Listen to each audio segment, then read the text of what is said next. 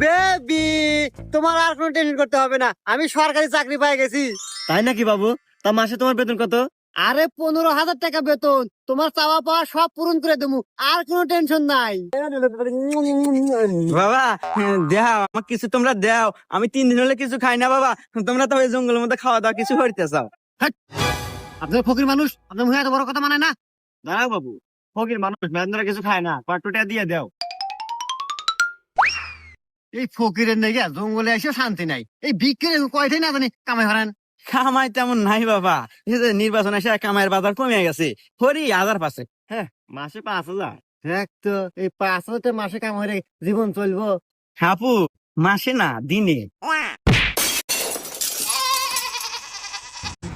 এমন সাথে দাও, এমন সাথে দাও। হুমন্দি করলো কি রে?